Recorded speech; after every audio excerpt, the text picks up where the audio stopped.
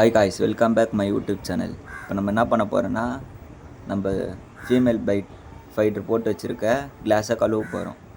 பாருங்கள், ரொம்ப தண்ணி குறைஞ்சிருச்சு.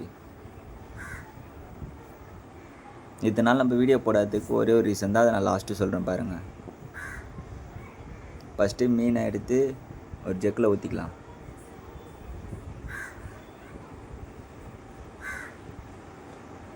ஊற்றி வச்சிட்ட பிறகு இந்தமாரி முன்னாடியே தண்ணியை பிடிச்சி வச்சுக்கோங்க. அப்போ தான் டெம்பரேச்சர் செட் ஆக கரெக்டாக இருக்கும்.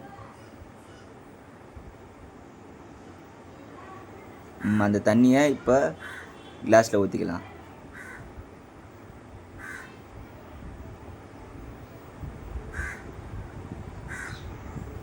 ஏற்கனவே வாஷ் பண்ண நம்ம ஸ்டோன்ஸ் எல்லாத்தையும் கொஞ்சமாக போட்டுக்கலாம். போடுறப்ப பார்த்து போடுங்க, இதனால் கண்ணாடி கூட கிராக் ஆகலாம். கல்லை வாஷ் பண்ணுறப்போ சோப்லாம் யூஸ் பண்ணாதீங்க, அப்படியே எடுத்து போட்டுருங்க. நல்லா தண்ணியில் நல்லா டிப் பண்ணி நல்லா வாஷ் பண்ணிட்டு போட்டுவாங்க. அதுக்கு அடுத்தது கொஞ்ச நேரம் அந்த கண்ணாடி பாட்டில் எடுத்து அப்படியே உரமாக வச்சுருங்க. கொஞ்ச நேரம் டெம்பரேச்சர் செட் ஆகும் அந்தமாரி. அப்போ தான் மீன் கொஞ்சம் நல்லாயிருக்கும். நெக்ஸ்ட்டு மீன் எடுத்து உள்ளே விட்டுக்கலாம்.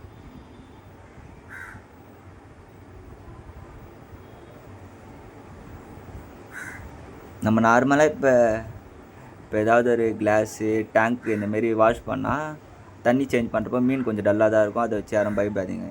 இதனால் எதுக்கு நம்ம வீடு பண்ணலாம், நம்ம பின்னாடி இந்த ஃபைட்டர் செத்துடுச்சு. அது ஏன்னு அடுத்த வீடியோவில் சொல்கிறேன்.